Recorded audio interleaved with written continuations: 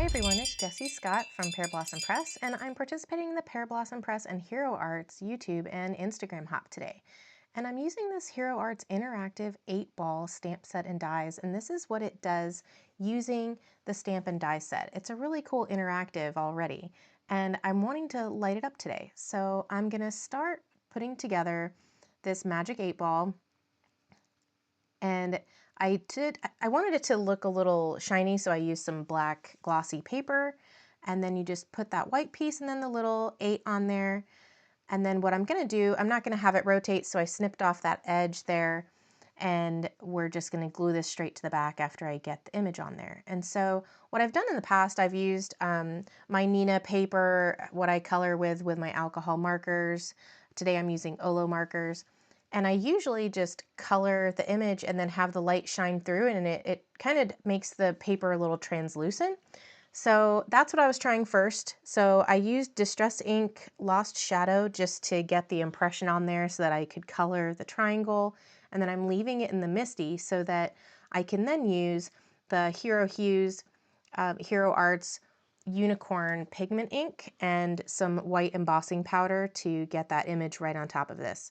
So I'm also coloring the black around the edge so that that whole circle is going to be black with that blue triangle coming up. So using that embossing buddy and getting that embossing done. And I love this white ink. It's perfect. And then I'm just going to add the embossing powder, and I'm just going to seal that off screen. And here it is done. Wiping off that excess powder. And then I'm just going to continue to darken up that black a little bit and to make sure that that's going to fully cover the circle. And then I was thinking it might actually show up a little on the edges, so I just colored the edge. And then I thought I could see the white paper in the circle, so I kind of did the little edge of the paper with my marker as well. So gluing that down.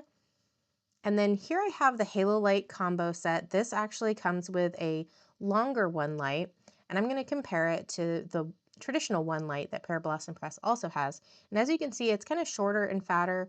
And so button to light, you have a lot shorter room to work with the one light. And so I usually actually end up using the Halo Light one light because it's longer. And so here I'm trying to have the light in the middle of that triangle, and then I would like to have the button right there on that white part. And the one light was just a little too short, and so this one's going to work perfectly. So sticking with the Halo Light combo one light, and I'm just going to show how that's going to work. And I do notice right here that the light's really not shining through the paper like it usually does for me, but I'm going to keep pushing forward. So I'm going to use the Pear Blossom Press stamp set. It has a lot of interactive options, and so I'm just going to stamp push here, and I'm using my VersaFine Claire Nocturne. Love that ink.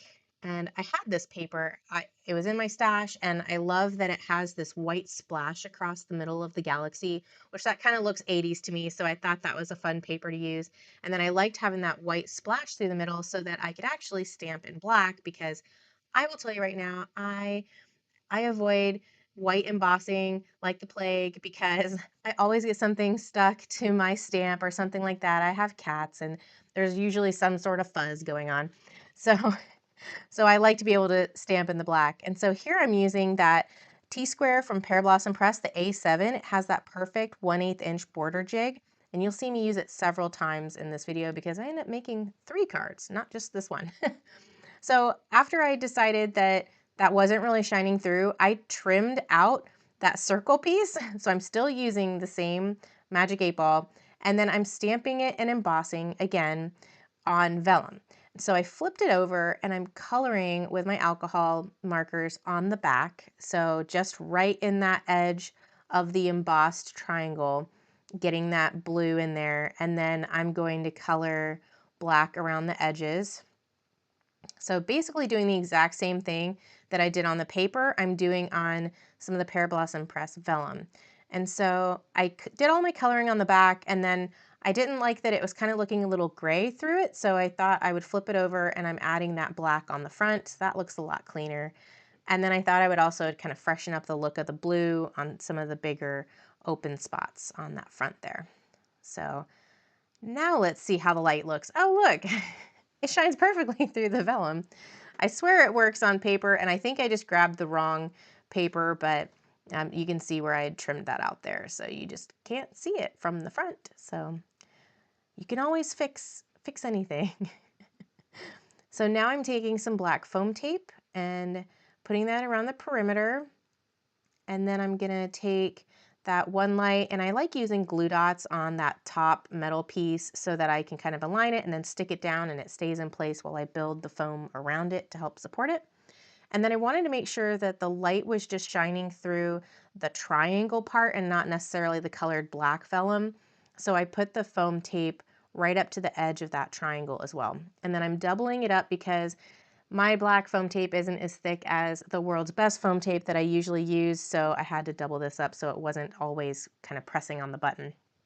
So I'm putting down a black card-based frame, and then because I had stamped the other sentiment on the other triangle and card, I decided I would get to use all the sentiments in this set, and I'm putting a different one on this one. So I am getting that stamped out as well. And it's looking so perfect on that white splash. Super excited that this works so well. And then here I am using that jig again. So easy. Perfect, down, boom, perfectly centered. And then we're just gonna peel off that foam tape. And then I like to also put some double-sided tape on the back of the one light, just so that when it gets stuck down, the light definitely stays where it's going. And then you don't have to worry about it moving if the foam tape moves or anything. So I promised I wasn't gonna just throw things away. So here's my second card. I just cut out another circle piece, cut off the tab, mounted it on the back, and then just trimmed off that triangle, and here you go. Card number 2. So this is one that's not interactive, but now we can show you the non-interactive, the way it was made to be used, and then the light up, step up. So since I had this example for the Hero Arts way for the interactive, I thought I'd make another one using another sentiment.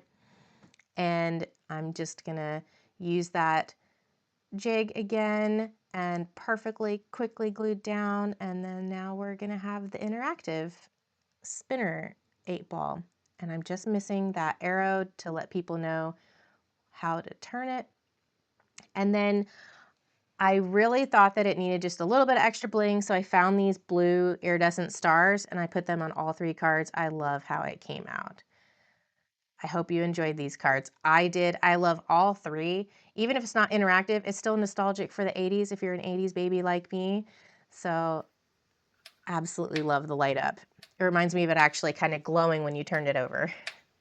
Thanks for watching. Hope to see you next time. And don't forget to visit the rest of the folks on the Hop.